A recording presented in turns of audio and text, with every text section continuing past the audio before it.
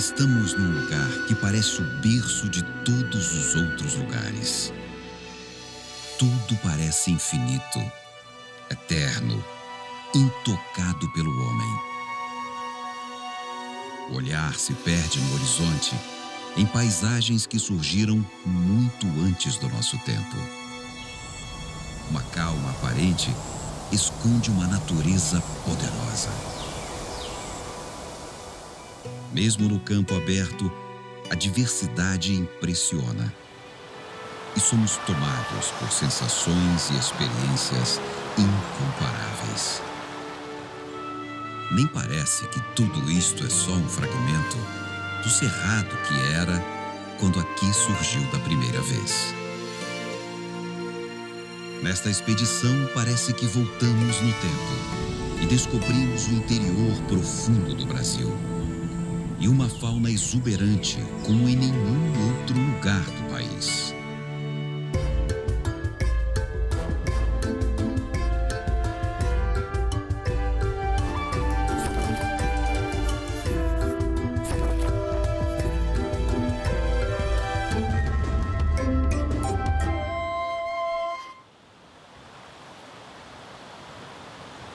O trabalho de campo começa bem cedo. No primeiro dia, como em vários outros, atravessamos o Rio Formoso. O sol estava nascendo ainda. O clima era agradável. A umidade subia do solo, deixando tudo enevoado. Pouco tempo depois, o calor dissipou a névoa. E já podíamos ver toda aquela paisagem que parecia não ter fim. Uma grande diversidade de formações domina o ambiente. Mal dá para perceber que estamos no alto de um enorme chapadão desgastado pelo tempo. No sudoeste do estado de Goiás, bem na divisa com o Mato Grosso do Sul, fica o Parque Nacional das Emas.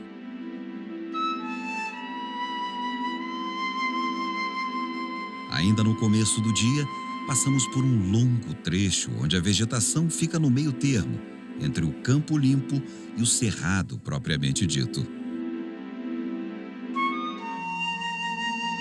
As gramíneas dominam, mas a presença de arbustos e pequenas árvores cria um ambiente especial para a fauna.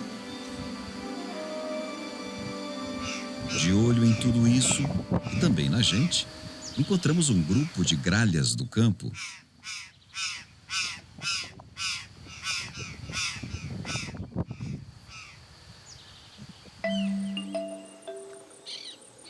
Ali perto, uma Maria faceira.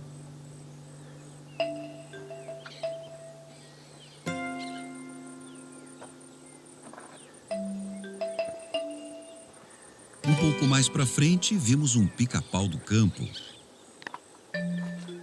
Em busca de alimento, este animal desce até o chão para catar formigas e outros insetos.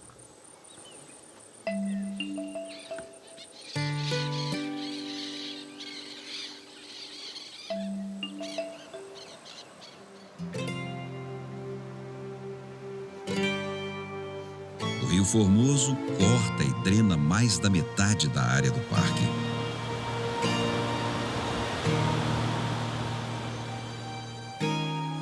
Formoso é pouco. Este rio é deslumbrante. Visto de cima, é como uma enorme serpente. Seguindo seu curso, a vida fervilha.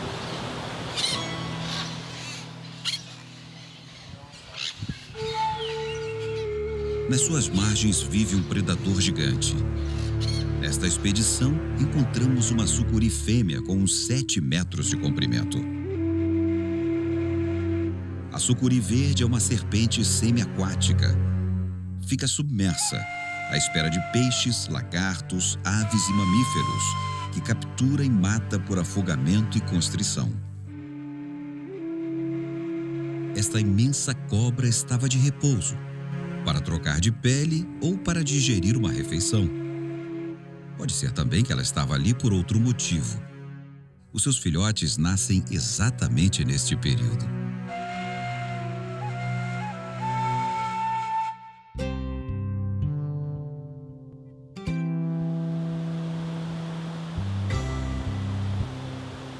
Saindo do parque, este rio vai se juntar ao Jacuba para formar o Rio Corrente, que deságua no Rio Paranaíba, e junto com o Rio Grande forma o Rio Paraná. Continuamos a nossa jornada atravessando o Cerrado, que neste período fica bastante florido. E tem um animal que é quase onipresente. Para onde você olha, está lá um deles, olhando fixamente para você. Vive em casais ou pequenos grupos familiares e faz a casa no solo.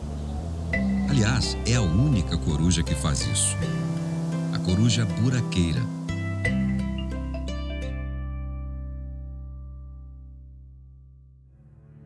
Neste mesmo trecho, encontramos as marcas de um enorme incêndio natural que havia ocorrido há poucas semanas. O início da estação chuvosa é marcado pela grande quantidade de raios. Quando um deles atinge a vegetação seca, surge o fogo. O incêndio acaba quando vem a chuva. O fogo faz parte da dinâmica do cerrado, mas quando é utilizado pelo homem de forma criminosa, pode provocar incêndios catastróficos.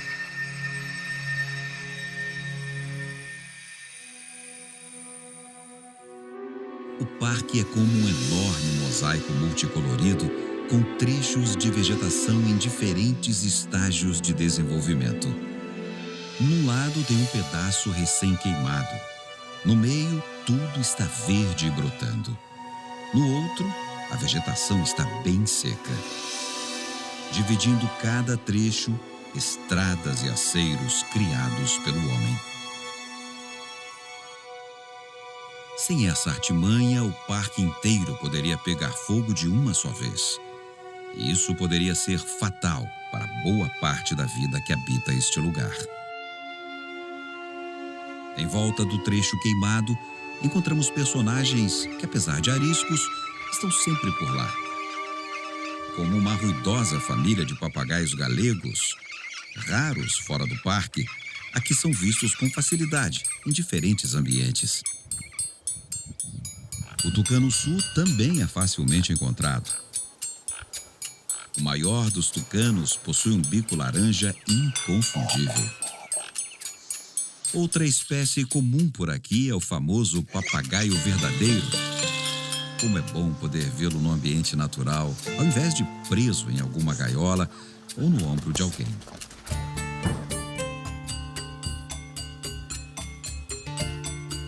Alguns animais são incrivelmente territoriais, como esse gavião de rabo branco. Ele está sempre por aqui, em cima de uma árvore ou planando baixo à procura de presas. Outros mudam de lugar o tempo inteiro. É uma sorte encontrá-los pelo caminho, como estas maracanãs pequenas.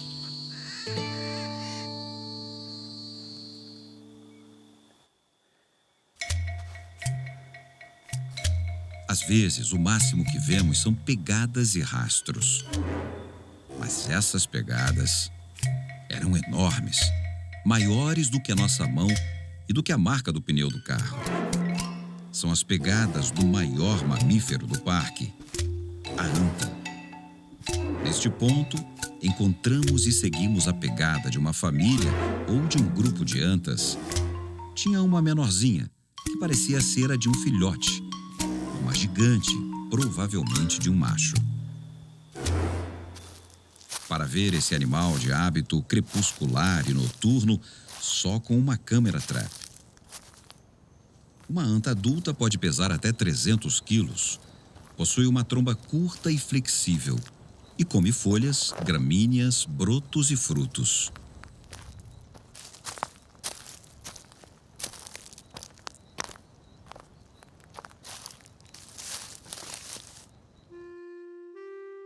No centro do parque, encontramos um ambiente campestre, totalmente aberto, o Campo Limpo. o capim-flecha domina completamente a paisagem.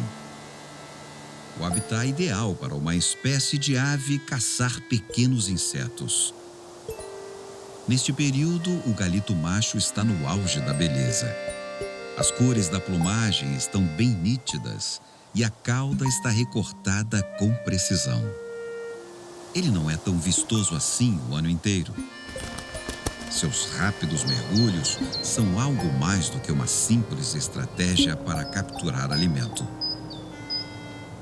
As fêmeas, de aparência mais sóbria, estão ali atentas aos melhores pretendentes. Os galitos estão se preparando para gerar os seus filhotes no meio da estação chuvosa.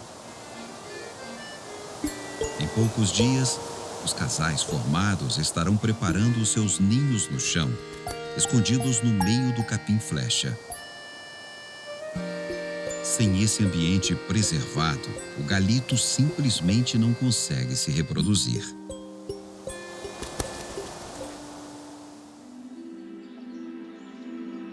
Milhares de cupinzeiros marcam o ambiente, criando uma paisagem fantástica. Parece um enorme monumento pré-histórico construído por gerações e gerações de cupins. Nestas áreas abertas, vive a maior população de veados campeiros conhecida. Eles atravessam vastas áreas, em pequenos grupos temporários. E apesar da fartura de gramíneas, preferem brotos, folhas novas e flores. É que as gramíneas daqui possuem um alto teor de sílica, um composto bem desagradável para a digestão. Nesta época, os machos em fase reprodutiva exibem chifres que são substituídos ano a ano. E com eles, marcam território no solo ou em arbustos. Às vezes, ignoram a presença humana.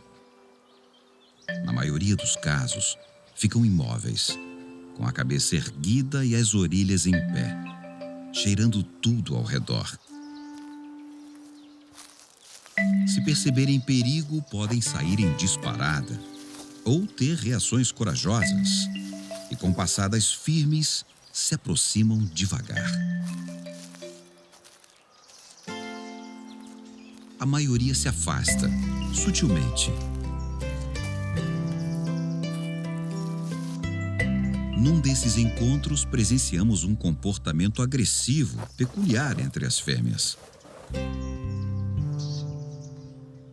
Ao ver tantos indivíduos em diferentes momentos, a gente pode ter a ilusão de que esta espécie não está ameaçada. As populações de veado campeiro estão em declínio, vivendo em áreas cada vez mais isoladas e menores.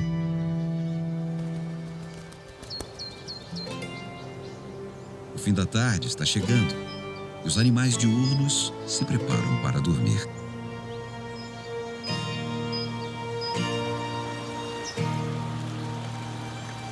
Para o rio, pouco importa a hora. Mas para a gente, ver este rio em períodos diferentes do dia é algo muito especial.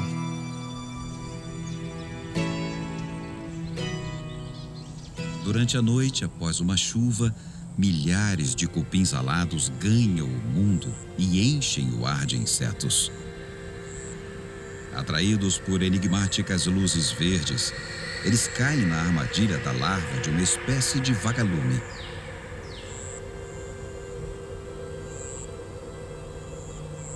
Apesar de trágico para os cupins, este fenômeno cria um espetáculo visual fascinante. Um tipo de bioluminescência raríssimo que ocorre só neste período.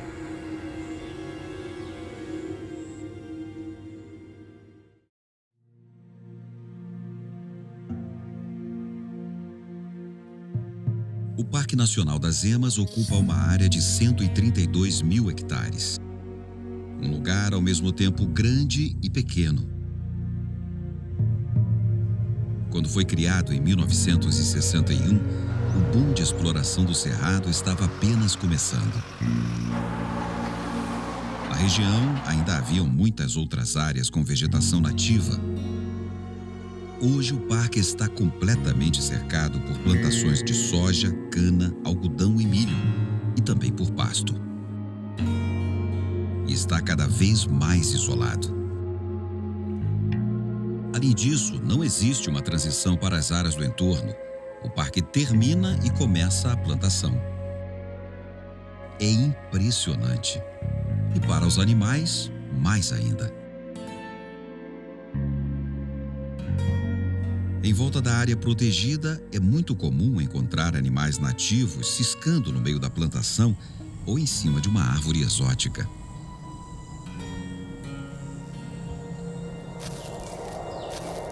Se por um lado isso mostra o poder de adaptação desses bichos, por outro é uma ameaça à saúde desses animais em constante contato com agroquímicos.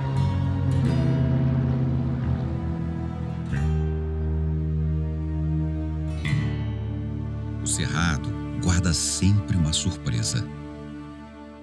Atravessando o parque, esbarramos em aranhas de quase 2 centímetros no meio da estrada. Eram muitas, muitas mesmo, e estavam numa enorme teia que mal dava para se ver. As aranhas coloniais são uma das poucas aranhas sociáveis. Durante o dia, elas ficam todas juntas, numa espécie de bola de teia e de aranha. Ao cair da noite, elas tecem uma super teia que atravessa a estrada numa incrível estratégia de caça. Além de teias, encontramos uma cascavel atravessando com toda a tranquilidade do mundo. Ela nem balançou o chocalho pra gente.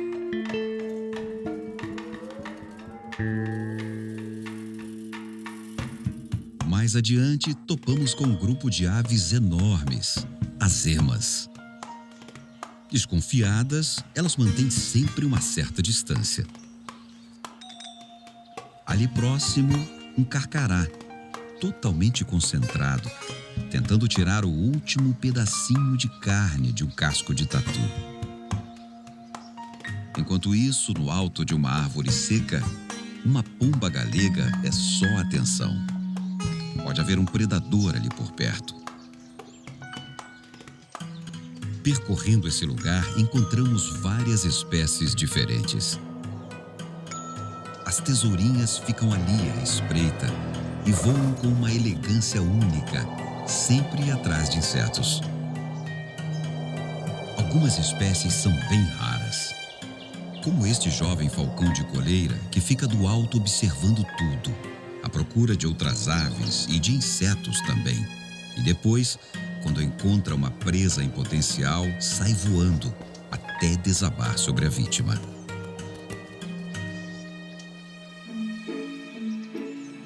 Durante vários dias, tentamos em vão encontrá-los. Até conseguíamos, mas eles estavam sempre correndo. Mas no final de tarde, quando parecia que ia chover, avistamos um grupo enorme de queixadas fuçando o solo.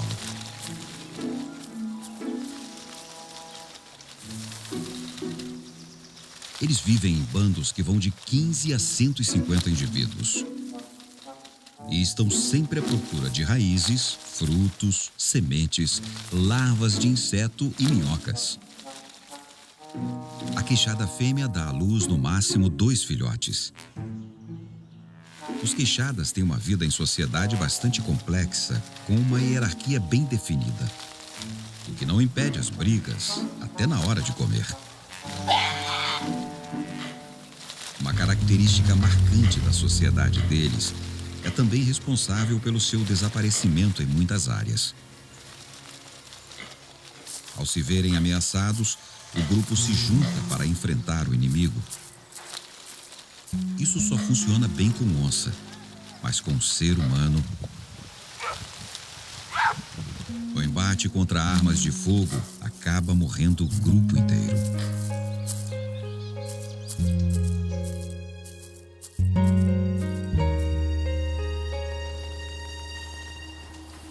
Alguns grupos saem à noite para comer sementes e brotos de soja, mas isso está provocando um conflito. Engraçado nessa história toda é alguém achar que o problema são os queixadas e não o ser humano que invade e destrói o cerrado inteiro. Ao se lançarem fora da área protegida, os queixadas e vários outros bichos ficam sujeitos a outro perigo provocado pelo homem. O parque é em parte circundado por estradas de terra e de asfalto, onde os limites de velocidade quase nunca são respeitados. E todos os dias, animais morrem atropelados, como este queixada que encontramos. Uma coisa muito triste de se ver.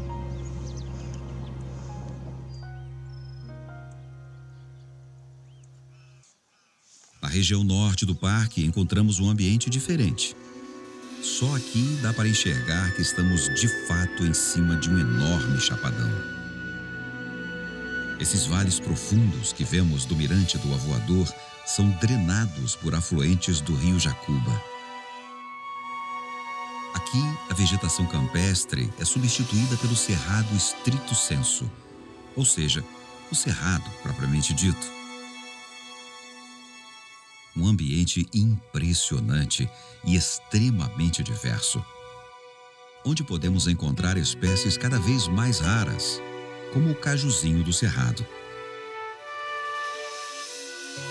O cerrado guarda um segredo que poucos sabem. Enquanto nas florestas tropicais a maior parte da biomassa está acima da superfície, neste ambiente, um amplo sistema de galhos e raízes subterrâneos garante a sobrevivência a incêndios e durante um longo período de estiagem. É a floresta invertida.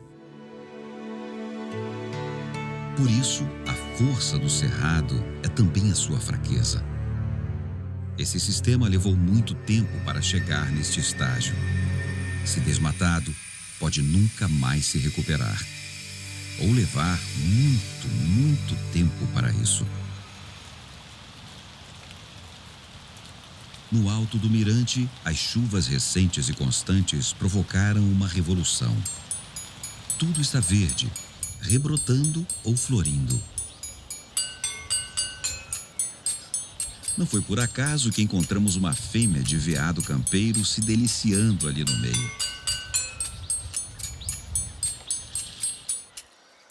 Os veados campeiros consomem mais de 70 espécies de plantas nativas. E ela estava tão satisfeita que nem se importou com a nossa presença.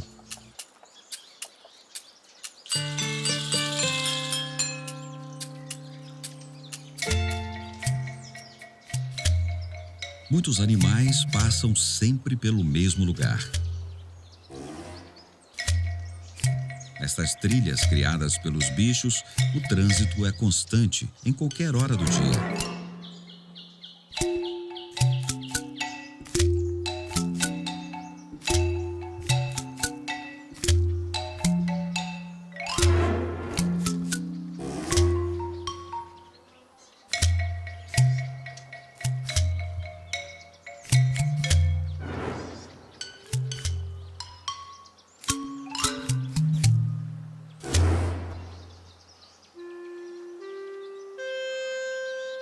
Corpos d'água como o Rio Formoso guardam nas suas margens matas ciliares com várias espécies de árvores e palmeiras,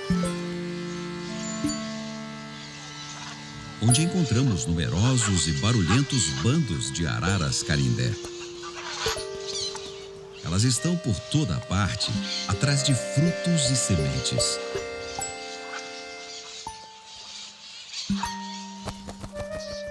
Mas uma espécie de palmeira possui uma importância especial. Além de disponibilizar frutos carnudos e suculentos, os buritis, quando secos, servem de abrigo e de ninho para elas. Na verdade, as araras canindé só constroem seus ninhos nesses buritis, em mais nenhum outro lugar. Sem o buriti, a arara canindé não consegue sobreviver. Os buritis são encontrados sempre em áreas úmidas, na beira de rios e córregos ou em veredas de uma beleza única.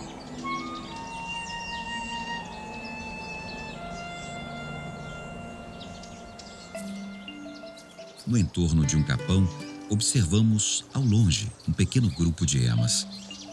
Mesmo com toda aquela distância, ao nosso menor movimento, saíram em disparada.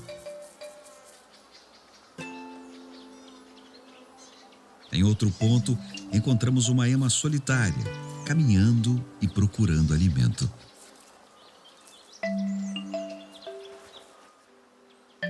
Neste lugar, observamos uma incrível diversidade de aves. Algumas nem esperávamos encontrar, como um trio de jaburus, que no Pantanal são chamados de tuiuius.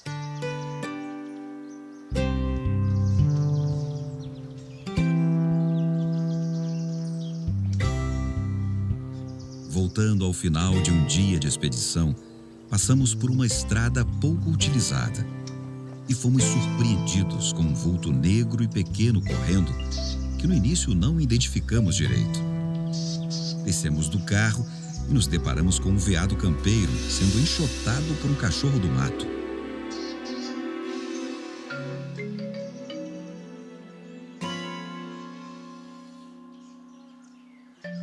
A fêmea nos viu e foi ao nosso encontro com o mesmo objetivo. Mas como a gente não se afastou, ela se coçou constrangida e mudou de estratégia. Saiu de lado, meio que fugindo, como se quisesse que fôssemos atrás dela. Não seguimos, mas nos afastamos um pouco. Ela voltou e com 2 filhotes, que ficaram ali correndo e brincando. Ela ficou deitada, tomando conta. Nós ficamos lá sem esperar muita coisa. De repente ela saiu e voltou logo com outro cachorro adulto, provavelmente o macho. Os filhotes se juntaram aos 2 e foi uma festa.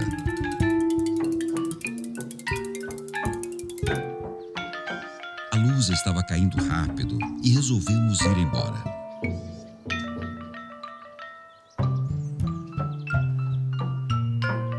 No dia seguinte, voltamos no mesmo horário. E a fêmea tentou nos expulsar. Depois nos chamou para ir atrás dela.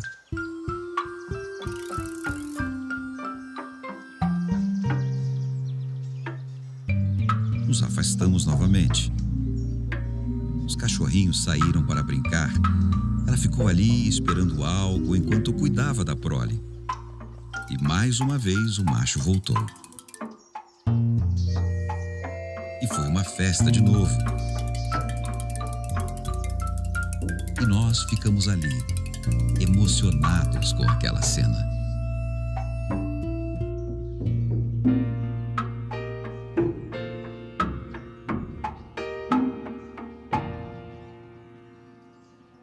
Essas inúmeras experiências vivenciadas em tão poucos dias só reforçam a importância deste lugar. Não foi sem razão que declararam este parque Patrimônio Natural da Humanidade. Um pedaço que restou de um mundo maravilhoso, ainda tão pouco conhecido, que pode desaparecer para sempre.